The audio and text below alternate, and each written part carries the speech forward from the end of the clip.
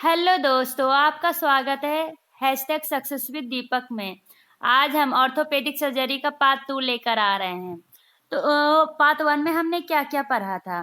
तो पार्ट 1 में हमने पढ़ा था इंट्रोडक्शन और ऑर्थोपेडिक ट्रॉमा क्या होता है। ठीक है, उसमें हमने ये पढ़ा था कि ओपन फ्रैक्चर क्या होता है और कंपार्टमेंट सिंड्रोम क्या होता है। घबराइए नहीं, हम एक बार उसको क्या कर देंगे, रिव्यू कर देंगे, जिससे कि आपको आगे लेसन जाने में टेंशन ना हो। आज हम क्या पढ़ेंगे, आज हम पढ़ेंगे treatment of fracture and dislocation. ठीक है, चलिए आगे बढ़ते हैं। सबसे पहले इंट्रोडक्शन में हमने क्या क्या पढ़ा था कि ऑर्थोपेडिक सर्जरी होता क्या है। तो ऑर्थोपेडिक मतलब क्या होता है कि ब्रांच ऑफ मेडिसिन जो डील करता है क्या के बारे में, डिफॉर्मिटीज ऑफ बोन्स के बारे में और उसके करेक्शन के बारे में। ठीक है, उसको कहते हैं ऑर्थोपेडिक। और सर्जरी मतलब सर्जरी करके उसको कैसे डिफॉर्मिटीज को सही किया जा सकता है। तो मेनली इसके अंदर कौन कौन सा टॉपिक आता है, तो आएंगे trauma, spots, spine, joint replacement, और कौन कौन से आएंगे, मस्कुलर स्केलेटन, ऑन्कोलॉजी और पेडियाट्रिक्स, ऑर्थोपेडिक्स आएंगे। ठीक है, तो अब कह रहा है कि ऑर्थोपेडिक ट्रॉमा होता क्या है। तो ऑर्थोपेडिक ट्रॉमा में हमें पढ़ना क्या है, तो मस्कुलर स्केलेटल इंजरीज को बारे में पढ़ना है। तो अब मस्कुलर स्केलेटल इंजरीज होता क्या है, तो फ्रैक्चर, कहाँ कहाँ पर फ्रैक्चर, तो fracture of bones, damage of joints and injuries to soft tissue, ये तीनों में जो फ्रैक्चर होते हैं उसे कहते हैं मस्कुलर स्केलेटल इंजरीज। तो हम ये पढ़ते क्या है, इसका गोल क्या है, तो इसका गोल है to restore the normal anatomy. ठीक है, और ये तो फिर ये कैसे रिस्टोर करेंगे, द मोस्ट कॉमन टूल क्या है, द मोस्ट कॉमन टूल क्या है ऑर्थोपेडिक्स का, तो सबसे ज्यादा कौन सा है, तो इमोबिलाइजेशन ऑफ स्प्लिंट। देखो, फ्रैक्चर को ट्रीट करने के लिए सबसे ज्यादा इंपॉर्टेंट क्या है, कॉमन, इमोबिलाइजेशन विथ स्प्लिंट और कास्ट। अब स्प्लिंट क्या होता है, तो स्प्लिंट क्या होता है, कुछ ऐसा चीज जो क्या करे, जब फ्रैक्चर हो जाए बोन्स तो क्या करे, उसको स्ट्रेट और इमोबिलाइज रखे, मतलब उसको हिलने डुलने से बचाए, उसे क्या कहते हैं, स्प्लिंट कहते हैं। Something that is used to keep a person's arm और leg straight and immobilize by broken bone. ठीक है, तो अब आ गया कि ठीक है, अगर इमोबिलाइजेशन विथ स्प्लिंट से भी सही नहीं हुआ तो हम क्या करेंगे, तो हम यूज करेंगे इंटरनल फिक्सेशन। अब इंटरनल फिक्सेशन क्या होता है, दो तरह का फिक्सेशन होता है, इंटरनल फिक्सेशन और एक्सटर्नल फिक्सेशन। तो इंटरनल फिक्सेशन उसको कहते हैं जिसमें टेम्पोररी और परमानेंट फिक्सेशन होता है। कहाँ पे, तो बोन के सॉरी स्किन के अंदर होता है, इसलिए फिक्सेशन, इसलिए इसको इंटरनल फिक्सेशन कहते हैं। कैसे होता है, तो pin, rod, plates, screw, wires और ग्राफ्टिंग की मदद से। अब एक्सटर्नल फिक्सेशन क्या होता है, तो ये क्या होगा, स्किन के बाहर होगा, मतलब टेम्पोररी रिपेयर में support outside the skin that stabilize and align bones while the body heal। आपको समझ में आ गया कि इंटरनल और एक्सटर्नल फिक्सेशन होता क्या है। ठीक है, अब कह रहा है कि मेन प्रिंसिपल ऑर्थोपेडिक इम्प्लांट का क्या होता है, तो क्या होता है, तो क्रिएट, सॉरी, क्या होता है, तो क्रिएट ए स्टेबल कंस्ट्रक्शन, मतलब क्या करेगा, अगर उसको एक जगह पे फिक्स रखना। क्यों फिक्स रखना, ताकि वो अगर इधर उधर होगा तो रिकवरी में प्रॉब्लम होगा, इसलिए हीलिंग में प्रॉब्लम होगा, इसलिए उसको क्या करना, फिक्स करना, एक प्रॉपर अलाइनमेंट में रखना। ठीक है, अब कह रहा है कि अब एक और टर्म आया, इंट्रामेडुलरी रद। इंट्रामेडुलरी रद किस लिए यूज होता है, तो जैसे कि लॉन्ग बोन, शॉर्ट बोन्स के लिए तो हम पिन, स्क्रू ये सब यूज कर लेते हैं, बट लॉन्ग बोन के लिए क्या यूज किया जाता है, जब लॉन्ग बोन में कौन कौन से आते हैं, फेमूल, तिबिया ये सब आता है, तो उसके लिए क्या यूज होता है, इंट्रामेडुलरी रद यूज किया जाता है। ठीक है, और हमने क्या पढ़ा था, ओपन फ्रैक्चर क्या होता है और क्लोज फ्रैक्चर क्या होता है। ओपन फ्रैक्चर मतलब क्या करेंगे, हम सर्जरी करना पड़ेगा इसमें। क्यों, क्योंकि ये इसमें सर्जरी से ही रिकवरी हो सकता है। और क्लोज फ्रैक्चर में क्या होता है, हमें सर्जरी करने की जरूरत नहीं है। मतलब क्या हो गया, ओपन, सॉरी, वो था ओपन रिडक्शन और क्लोज रिडक्शन। ओपन रिडक्शन क्या होता है, aligning bone with the help of surgery, मतलब क्या होता है, बोन का अलाइनमेंट करते हैं कैसे, सर्जरी की मदद से। और क्लोज रिडक्शन मतलब क्या होता है, एलाइंग बोन विदाउट सर्जरी। अब क्या करें, ओपन फ्रैक्चर। ओपन फ्रैक्चर में क्या होता है, जैसे कि जब हम कहीं पर भी पूरा हाई एनर्जी से गिरते हैं तो क्या होता है, हमारे बोन्स स्किन के बाहर आ जाते हैं, तो उसी को कहा जाता है open fracture. Open fracture occur when the bone breaks and through the skin. ठीक है, अब आ गया कंपार्टमेंट सिंड्रोम। कंपार्टमेंट सिंड्रोम के बारे में क्या बताए थे, जो हमारे मसल्स में कंपार्टमेंट होते हैं उसमें जो प्रेशर के कारण इंजरीज होता है उसी को कहते हैं कंपार्टमेंट सिंड्रोम। इसको ऐसे बोल सकते हैं, a painful condition that occur when pressure with in the muscles build. अब इसके साइंस क्या होते हैं, तो इसके साइंस होते हैं feeling of tightness in the muscle और टिंगलिंग, और क्या होता है burning sensation in the skin around the affected area. इसमें मेनली आपको क्या याद रखना है, तो 5P याद रखना है। 5P क्या होता है, पेन, पैलर, पैरेस्थेसिया। पैरेस्थेसिया मतलब क्या होता है, नमिंग, नमनेस फीलिंग, और क्या होगा पल्सलेसनेस और पैरालाइसिस। तो 5P याद रखना है कंपार्टमेंट सिंड्रोम में, पेन, पेलर, पैरेस्थेसिया, पल्सलेसनेस और पैरालाइसिस। ठीक है, तो अब कह रहा है कि एक्यूट कंपार्टमेंट सिंड्रोम का हम ट्रीटमेंट कैसे करेंगे, तो ट्रीटमेंट करेंगे सर्जरी के थ्रू। तो उसको क्या कहते हैं, तो फैसियोटोमी कहते हैं।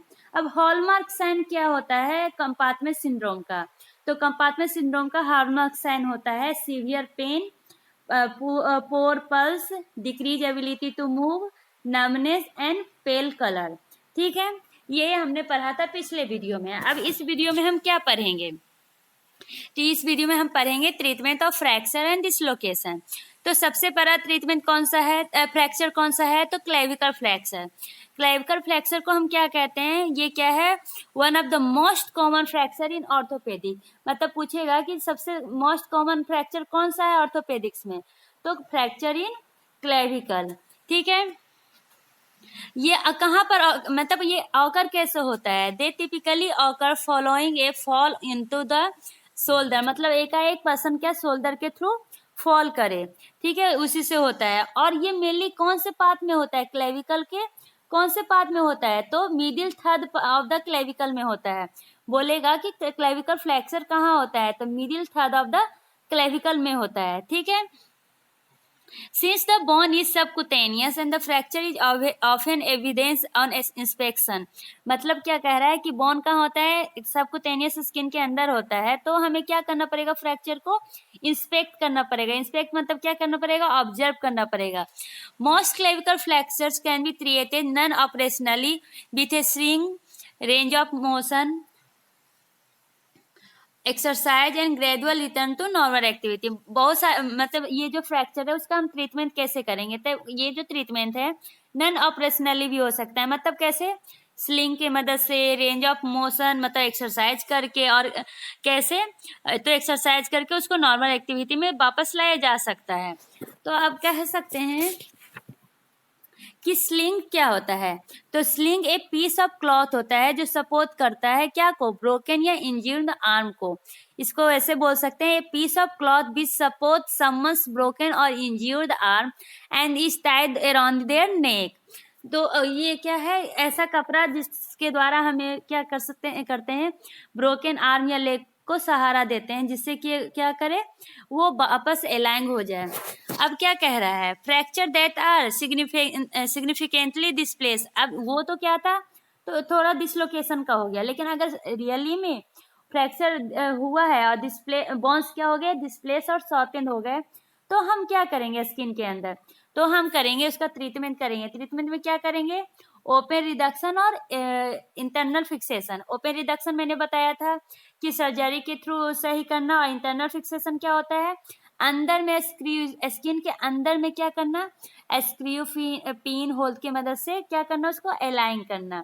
ठीक है, अब क्या कह रहा है कि ये अब तो वो हो गया। अब आ गया कि डिजिटल क्लेविकल फ्रैक्चर क्या है, तो डिजिटल क्लेविकल फ्रैक्चर क्या है, ये लेस कॉमन होता है। कैसा होता है, ये लेस कॉमन। मोस्ट कॉमन क्या होता है, फ्रैक्चर इन क्लेविकल होता है, लेकिन digital clavicle fracture less common होता है। और ये मेनली कहाँ पर होता है, तो ये होता है कोराइको क्लेविकुलर लिगामेंट रैप्चर में होता है। कहाँ पर होता है, कोराइको क्लेविकुलर लिगामेंट में होता है। पूछेगा, ये क्वेश्चन आ सकता है कि डिजिटल क्लेविकल फ्रैक्चर कहाँ पे होता है, तो कोरैकोक्लेविकुलर लिगामेंट में होता है।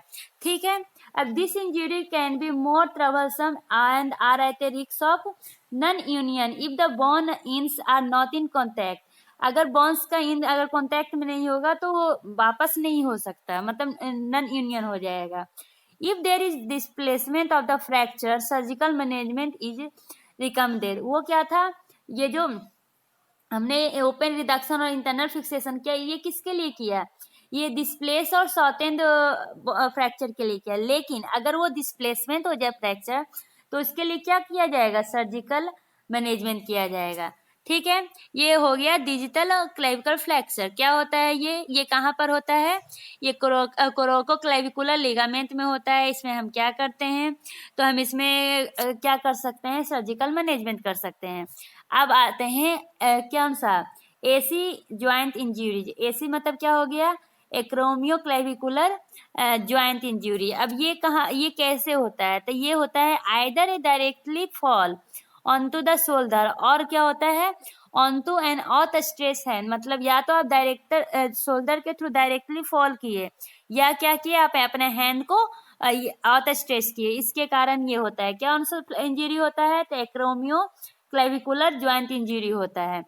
अच्छा, अब तो डायरेक्टली फॉल किए शोल्डर के थ्रू या हैंड को ऑस स्ट्रेच किए, तो इससे क्या होगा, मतलब कौन सा लिगामेंट पे इंजरी होगा। जैसे कि हमने डिजिटल क्लेविकुलर फ्रैक्चर में पढ़ा था, कोरैकोक्लेविकुलर लिगामेंट में रैप्चर होता है, तो एक्रोमियो क्लेविकुलर ज्वाइंट में कौन से लिगामेंट में इंजरी होगा, तो होगा टीयरिंग ऑफ किसमें, एक्रोमियो क्लेविकुलर और कोरैकोक्लेविकुलर लिगामेंट, दोनों में हो सकता है। ठीक है, तो अब इसे हम कैसे देखेंगे, मैंने किस के द्वारा हम इसे देखेंगे, तो रेडियोग्राफ के द्वारा हम इसे देख सकते हैं। ठीक है, the majority of this injury can be treated. अब इसका ट्रीटमेंट कैसे होगा, तो ट्रीटमेंट होगा या तो स्लिंग की मदद से, या क्या जेंटल रेंज ऑफ मोशन, मतलब एक्सरसाइज सब करने से ठीक होगा। बट अगर क्या हो गया, वो सीवियर डिस्प्लेसमेंट हुआ, तो क्या करना पड़ेगा, तो हमें वही ओपन रिडक्शन और सर्जिकल रिपेयरमेंट करना पड़ेगा। अब आ गया कौन सा, अब आ गया थर्ड, इसका क्या नाम है, एसी ज्वाइंट। एसी ज्वाइंट मतलब क्या हो गया, स्टेनोक्लेविकुलर ज्वाइंट। अब ये कहाँ पर होता है, तो only articulation between the upper extremity and axial skeleton. ये कहाँ पर होता है ज्वाइंट, तो अपर एक्सट्रीमिटीज और एक्सियल स्केलेटन जहाँ पे मिलते हैं वहां पर ये ज्वाइंट होता है। ठीक है, लेकिन इस ज्वाइंट में जो रैप्चरिंग या इंजरीज होते हैं वो रेयर होते हैं, याद रखिएगा ये रेयर होते हैं। और कॉमन सबसे ज्यादा कहाँ पे होता है, क्लेविकल में, और रेयर कहाँ पर होता है, तो स्टेनोक्लेविकुलर ज्वाइंट में। अब क्या आ गया, तो इसका ट्रीटमेंट कैसे करेंगे, तो इसका ट्रीटमेंट बाकी का हमने किया था ओपन रिडक्शन से, लेकिन इसका करेंगे हम क्लोज रिडक्शन के through, followed by sling immobilisation, मतलब कि हम कपड़े का यूज करेंगे नेक केयर ऑन, जिससे कि वो मूव ना कर सके। अब क्या आ गया, पोस्टीरियर एसी ज्वाइंट डिसलोकेशन।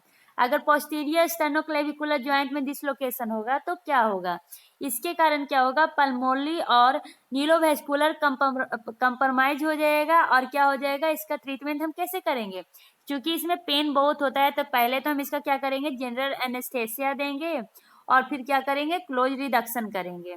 ठीक है, अब आ गया स्कैपुला फ्रैक्चर। स्कैपुला कहाँ पर होता है, तो स्कैपुला वो ट्रायंगल शेप का होता है, और जहाँ पर ह्यूमरस अटैच करता है ये अपेंडिकुलर से, वहां पर होता है स्कैपुला। ठीक है, अब कह रहा है स्कैपुला फ्रैक्चर में हम क्या पढ़ते हैं, तो fracture of the scapula often result from the significant trauma और can be associated with the injury to the head, lung, ribs and spine. मतलब ये फ्रैक्चर कब होता है, तो ये फ्रैक्चर एक ट्रॉमा के कारण होता है, और इंजरी कहाँ पर इंजरी होगा, हेड में होगा, लंग में होगा, रिब्स में होगा, या स्पाइंस में होगा, इसके कारण स्कैपुला में फ्रैक्चर होता है। Most scapula fracture can be treated non operationally treatment होता है मेनली। ठीक है, with the exception of fracture of glenoid. Mainly कह रहा है कि मोस्ट जो फ्रैक्चर होता है वो नॉन ऑपरेशनली होता है, लेकिन जानते हैं ये बायोलॉजी है, तो बायोलॉजी में तो एक्सेप्शन होते ही है, एक्सेप्ट कौन सा, फ्रैक्चर ऑफ ग्लिनोइड। ये इसमें ये नॉन ऑपरेशनली नहीं होता है। ये कैसे होता है, तो ओपन रिडक्शन और कैसे होता है, इंटरनल फिक्सेशन के कारण होता है। कैसे होता है? ओपन रिडक्शन और इंटरनल फिक्सेशन के कारण होता है। क्या कह रहा है? स्कैपुलर फ्रैक्चर क्या होता है? स्कैपुलर फ्रैक्चर ट्रॉमा होता है, और ये किससे एसोसिएटेड होता है? तो हेड, लंग, रिब्स और स्पाइन के इंजरी से एसोसिएटेड होता है। इसका ट्रीटमेंट क्या होता है? नॉन ऑपरेशनली होता है। एक्सेप्शन क्या है? Fracture of glenoid. अब फ्रैक्चर ऑफ ग्रेनोइड का हम ट्रीटमेंट कैसे करते हैं? तो open reduction and internal fixation के थ्रू करते हैं। चलिए अब आते हैं शोल्डर डिसलोकेशन में। ये क्या है? The shoulder is the one of the most commonly dislocated joint. मतलब ये भी one of the most commonly dislocated joint में आता है। और ये मेनली कहाँ? एंटीरियर पार्ट या पोस्टीरियर पार्ट? तो एंटीरियर पार्ट याद रखिएगा। ये मोस्ट कॉमनली डिसलोकेटेड ज्वाइंट आता है, लेकिन पोस्टीरियर नहीं, एंटीरियर पार्ट। ठीक है। अब इसमें क्या कह रहा है? They are often associated with the injury of labrum. Labrum क्या, ये कैसे, कहाँ पर होता है? लैब्रम में होता है, जिसको क्या कहते हैं? बैंकार्ट लेसन कहते हैं। अब बैंकार्ट लेसन होता क्या है? तो बैंकार्ट लेसन को कहते हैं ए lesson of the anterior part of the glenoid labrum of the shoulder. मतलब कि ग्लिनोइड के एंटीरियर पार्ट में जो लेसन होता है उसी को कहते हैं बैंकार्ट लेसन। ठीक है। अब क्या कह रहा है दूसरा? और किससे एसोसिएटेड होता है? Impression fracture of humeral head, जिसको दूसरा नाम कहा जाता है Hill Sachs lesion. Hill Sachs lesion क्या होता है? An injury to the back portion of the rounded top of your upper arm bone. मतलब अपर आर्म जो ह्यूमरस होता है उसके जो अपर टॉप राउंडेड पोर्शन होता है उसमें जो इंजरी होता है उसी को कहते हैं Hill Sachs lesion. It occur only when there is forward dislocation of the shoulder. ये कब होता है? जब हम फॉरवर्ड डिसलोकेशन करते हैं शोल्डर का। तो ठीक है। अब क्या तीसरा कौन सा टर्म है? तीसरा कह रहा है रोटेटर कफ टियर। मतलब कि जो रोटेटर कफ कहाँ पे होता है? जिसके द्वारा हम हाथ को मूव करते हैं, और उसी को कहते हैं रोटेटर कफ। इसमें कौन कौन से मसल्स आते हैं? तो सुप्रास्पाइनेटस, सब स्कैपुलैरिस, टेरिस माइनर और इंफ्रास्पाइनेटस आता है। इसमें क्या हो जाता है? टीयरिंग हो जाता है। तो अब हम कह सकते हैं कि शोल्डर डिसलोकेशन जो है वो क्या क्या से एसोसिएटेड है? तो इंजरी टू द लैब्रम, और कौन कौन सा? फ्रैक्चर ऑफ ह्यूमरल हेड, और कहाँ? रोटेटर कफ टियर में होता है। ठीक है। अब पोस्टेरियर डिसलोकेशन वो क्या था? एंटीरियर डिसलोकेशन था। अब पोस्टेरियर डिसलोकेशन के बारे में जानते हैं। ये क्या से एसोसिएटेड होता है? ये सीजर और इलेक्ट्रिक शॉक से एसोसिएटेड होता है। एंटीरियर जो डिसलोकेशन होता है शोल्डर का वो क्या से एसोसिएटेड होता है? तो injury to the labrum, impression, fracture of humeral head and rotator cuff of tear से एसोसिएटेड होता है। लेकिन पोस्टीरियर डिसलोकेशन जो होता है वो सीजर और इलेक्ट्रिक शॉक से एसोसिएटेड होता है। अब इसको हम कैसे देखेंगे? कैसे डायग्नोसिस करेंगे? तो डायग्नोसिस करेंगे रेडियोग्राफ की मदद से, और इसके और एक्सरे के थ्रू भी हम इसको देख सकते हैं। लेकिन प्रॉपरली डिसलोकेशन परफॉर्म नहीं होता है एक्सरे के थ्रू। किसके थ्रू होता है? तो रेडियोग्राफ के थ्रू। मेनली अभी तक मैंने जहां तक देखा ये जितने भी फ्रैक्चर बोन में है उसमें क्या यूज होता है? तो रेडियोग्राफ यूज होता है। ठीक है। अब कह रहा है dislocation of shoulder can be managed with close reduction followed by short period of sling immobilization. मतलब कि इसका ट्रीटमेंट कैसे करेंगे? तो क्लोज रिडक्शन से करेंगे, और कैसे करेंगे? तो स्लिंग इमोलाइजेशन से करेंगे। ठीक है। अब आता है क्या? पोस्टीरियर ह्यूमरस फ्रैक्चर, सॉरी अब क्या आता है? Proximal humerus fracture. Proximal humerus fracture क्या होता है? ये मेनली कहाँ पर होता है? तो ये इल्डरली में होता है, मतलब इल्डर पेशेंट्स में होता है। ये क्यों होता है? तो वही शोल्डर के थ्रू अगर वो फॉल किए तब होगा। और ये क्या लो एनर्जी में नहीं, हाई एनर्जी ट्रॉमा होना चाहिए। अब ठीक है। अब क्या कह रहा है कि ये जो हम इसको डायग्नोस करते हैं कैसे करते हैं? तो ये बेस होता है नील क्लासिफिकेशन पे। अब नील क्लासिफिकेशन क्या होता है? तो जब प्रॉक्सिमल इसमें कह रहा है कि प्रॉक्सिमल ह्यूमरस क्या होता है? डिवाइडेड होता है 4 पार्ट में। कौन कौन सा? ह्यूमरस हेड, ग्रेटर और लेसर ट्यूबरोसिटी और ह्यूमरस शाफ्ट। इसमें क्या हो जाएगा? इंजरी हो जाएगा। तो इसका ट्रीटमेंट कैसे करेंगे? तो ट्रीटमेंट करेंगे डिस्प्लेसमेंट ऑफ, देखिए इसका ट्रीटमेंट कैसे करेंगे? तो इसका ट्रीटमेंट करेंगे पहले तो ट्रीटमेंट को डिटरमाइन कैसे करेंगे? तो displacement of fracture fragment, amount of angular of fracture and amount of communication से होगा। मतलब कि हम ट्रीटमेंट को डिटरमाइन करेंगे 3 प्रोसेस से। कौन सा? Displacement of fracture fragment, amount of angulation और अमाउंट ऑफ कम्युनेशन। ठीक है, और कम्युनेशन क्या होता है, which means multiple fracture fragment. अभी मैंने ऊपर दिखाया था ना, सॉरी मैंने ऊपर दिखाया था, देखिए इतने तरह के क्या होते हैं, फ्रैक्चर होते हैं, कितने तरह के, तो 1 2 3 4 5 तरह के फ्रैक्चर होते हैं। ट्रांसवर्स फ्रैक्चर कैसा होता है, तो ऐसा होता है। ऑब्लिक ये है, स्पाइरल स्पाइरल शेप का होता है। सिगमेंटल मतलब दो ये तरफ फ्रैक्चर हुआ और एक बोन का सिगमेंट ही निकल गया, उसको कहते हैं सिगमेंटल फ्रैक्चर। और कम्यूटेड फ्रैक्चर क्या होता है, एक जगह पे बहुत सारा फ्रैक्चर हो जाने को कम्यूटेड फ्रैक्चर कहते हैं। ठीक है, तो अब आपको याद आ गया होगा, रिकॉल कर लिए होंगे। अब क्या कह रहा है कि ये हम बाकी को तो हम डायग्नाइज किए किसके द्वारा, रेडियोग्राफ के द्वारा, लेकिन प्रॉक्सिमल ह्यूमरस फ्रैक्चर को हम कैसे डायग्नाइज करेंगे, तो सीटी के द्वारा। अब सीटी क्या होता है, तो कंप्यूटराइज टोमोग्राफी के द्वारा हम देखते हैं। ठीक है, अब इसका ट्रीटमेंट कैसे करते हैं, तो स्लिंग इमोबिलाइजेशन के द्वारा इसका क्या होता है, ट्रीटमेंट होता है। ठीक है, लेकिन अगर वही ये फ्रैक्चर अगर डिस्प्लेस कर गया हो और वो ज़्यादा रिस्क हो ऑस्टियोनेक्रोसिस का, क्या कहा, ऑस्टियोनेक्रोसिस। अब ऑस्टियोनेक्रोसिस क्या होता है, इसको कहा जाता है, इसका दूसरा नाम होता है एवीएन, एवेस्कुलर नेक्रोसिस या एसेप्टिक नेक्रोसिस या इस्केमिक बोन नेक्रोसिस। अब ये होता क्या है, a condition that occur when there is loss of blood to the bone. Osteonecrosis क्या होता है, जब बोन में ब्लड का फ्लो कम होने लगता है तो उसको कहते हैं ऑस्टियोनेक्रोसिस, उस कंडीशन को कहते हैं ऑस्टियोनेक्रोसिस। ठीक है, ये सारे जो हम अलग से टर्म बोल रहे हैं ये पीपीटी के लास्ट में है, जिससे कि आपको इजी होगा समझने में। अब ये क्या, इसमें क्या रिकमेंडेड किया जाता है, तो सर्जरी रिकमेंडेड किया जाता है, किस में, ऑस्टियोनेक्रोसिस में।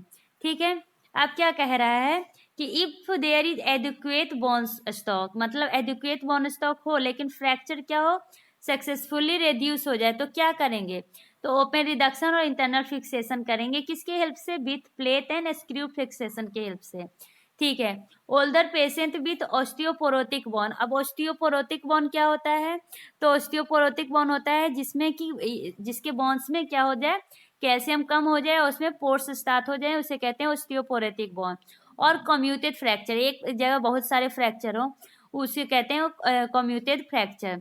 जब ये दोनों हो जाए तो उसका ट्रीटमेंट कैसे करेंगे, उसका ट्रीटमेंट करेंगे प्रोस्थेटिक रिप्लेसमेंट के थ्रू। और कैसे करेंगे, तो करेंगे हेमी आर्थ्रोप्लास्टी के थ्रू। अब ये दोनों होता क्या है, प्रोस्थेटिक रिप्लेसमेंट क्या होता है, management of unstable femoral neck fracture in the elderly, मतलब जो क्या कहा, अनस्टेबल फिमोरल नेक का जो फ्रैक्चर होता है उसका जो मैनेजमेंट करते हैं उसी को कहते हैं प्रोस्थेटिक रिप्लेसमेंट।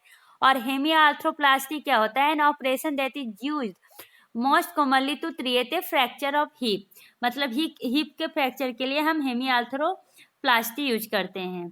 अब क्या आ गया, अब आ गया ह्यूमरल शाफ्ट फ्रैक्चर।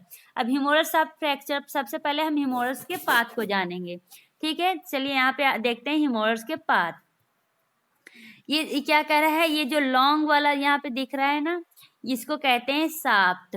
ये ऊपर वाले को क्या कहते हैं, हेड, और नीचे वाले को क्या कहते हैं, एक मिनट, नीचे वाले को क्या कहते हैं, तो ये डिजिटल पाथ कहते हैं, इसको प्रॉक्सिमल पाथ कहते हैं। तो डिजिटल पाथ में कौन कौन सा होता है, ये देखिए जो यहाँ पे रॉन टाइप का है इसको कहते हैं कैपिटुलम, और ये थोड़ा सा जो गड्ढे टाइप का है उसको कहते हैं ट्रोकिला, और मेडियल इपिकोंडाइल यहाँ पर जो निकला हुआ है, और यहाँ पर जो ये फोसा है इसको कहते हैं कोरोनोइड फोसा। ये दो तरह का इपिकोंडाइल होता है, लेटरल इपिकोंडाइल और मीडियल इपिकोंडाइल। ठीक है, चलिए अब ऊपर मतलब प्रॉक्सिमल पाथ को देखते हैं। ये जो ज्यादा वाला रौंदित पाथ है इसको कहते हैं ग्रेटर टुबरकल, और जो कम वाला है उसको कहते हैं लेसल टुबरकल, और ये हो जाएगा हेड ऑफ ह्यूमरस। और ये पूरे को क्या कहेंगे, तो डेल्टोइड ट्यूबरोसिटी कहेंगे। चलिए अब पढ़ते हैं कि हमें क्या है, ह्यूमरस शाफ्ट फ्रैक्चर होता क्या है। तो ह्यूमरस शाफ्ट फ्रैक्चर क्या होता है, ये humerus shaft fracture occur from direct trauma to the arm, मतलब क्या होता है, ट्रॉमा कहाँ होता है, आर्म में होता है। और ये कैसे होता है, या तो डायरेक्टली फॉल से होता है, या क्या होता है, आर्म को और स्ट्रेस करने से होता है। और ये कहाँ होता है, तो एल्डरली पेशेंट में होता है। अब ह्यूमरस शाफ्ट फ्रैक्चर में क्या हो जाएगा, radial nerve humeral shaft fracture में कौन सा नर्व इंजरी होता है? तो रेडियल नर्व इंजरी होता है। और इसमें इंजरी में क्या होता है? तो ये क्या होता है? न्यूरोपैरेसिस होता है। इस इंजरी को क्या कहते हैं? न्यूरोपैरेसिस कहते हैं। अब न्यूरोपैरेसिस क्या होता है? तो न्यूरोपैरेसिस होता है a disorder of peripheral nerve system in which there is temporary loss of motor or sensory function due to blockage of radial nerve conduction। मतलब क्या होता है? पेरिफेरल नर्वस सिस्टम में क्या हो जाता है? टेम्पोररी लॉस हो जाता है मोटर और सेंसरी फंक्शन का। क्यों? क्योंकि वो ब्लॉकेज ऑफ नर्व कंडक्शन का ब्लॉकेज हो जाता है। इसी को कहते हैं न्यूरोप्रैक्सिस। अब क्या कह रहा है और कैसे होता है ये? तो स्ट्रेटनिंग ऑफ नर्व्स के कारण होते हैं। और इसको हम नॉर्मल फंक्शन में लाने के लिए कितने टाइम लगता है? तो 3 to 4 मंथ लगता है। The majority of humeral shaft fracture can heal with the nerve surgical management if there are within an acceptable degree of angulation. मतलब कह रहा है कि अगर ह्यूमरल सॉफ्ट में अगर फ्रैक्चर होता है तो उसको हील करने के लिए कौन सा प्रोसेस यूज करते हैं? तो नर्व सर्जिकल मैनेजमेंट यूज करते हैं। अगर जो फ्रैक्चर हुआ है वो कैसा हो? तो वो क्या हो? Degree of acceptable degree of angulation हो। अब they are created with the क्या होता है? और वो क्रिएट कैसे होते हैं? तो कोप्टेशन स्प्लिंट और फंक्शनल ब्लेसिंग के द्वारा होता है। अब कोप्टेशन स्प्लिंट क्या होता है? A small splint fitted to the fracture limb to prevent overriding of fragment of bone during the adjustment of fracture. इसको कहते हैं कोप्टेशन स्प्लिंट। ठीक है। अब इसको तो इसका ट्रीटमेंट कैसे करेंगे? तो कैसे करेंगे? कोप्टेशन स्प्लिंट के थ्रू और फंक्शनल ब्लेसिंग के थ्रू। और ये क्या से बना होता है? तो ये consist of plastic clamshell trays with Velcro strap का बना होता है। अब क्लोज फॉलोअप करना पड़ेगा। क्लोज फॉलोअप कैसे करेंगे? रेडियोग्राफ के द्वारा करेंगे। ठीक है। 1-2 मंथ के बाद इसका फिर से ट्रीटमेंट होता है। अब फ्रैक्चर विथ सिग्निफिकेंट एंगुलेशन, अगर उसमें एक्सेप्टेबल एंगुलेशन है तो नर्व सर्जिकल मैनेजमेंट होगा। लेकिन अगर सिग्निफिकेंट एंगुलेशन है तो क्या होगा? Open reduction with plate fixation होगा, जो क्या करेगा? प्रोटेक्ट करेगा रेडियल नर्व को। क्यों प्रोटेक्ट करेगा? ताकि वो इससे ये हो जाएगा कि वो हमारा मेन एम क्या है? रेडियल नर्व को प्रोटेक्ट करना। क्योंकि जो ह्यूमरस फ्रैक्चर है इसमें क्या होता है? रेडियल नर्व क्या होता है? डैमेज होता है। तो उसको प्रोटेक्ट करने के लिए हम क्या करेंगे? ओपन रिडक्शन और प्लेट फिक्सेशन करेंगे। ठीक है। अब इसमें एक और चीज किया जाता है, इंट्रामेडुलरी नेलिंग किया जाता है। क्यों? तो क्योंकि ये क्या करता है? ये रिक्स शोल्डर पेन के रिक्स को कम कर देता है और क्या करता है? नेल को इंसर्ट कर देता है। अब आ गए डिजिटल ह्यूमरस फ्रैक्चर।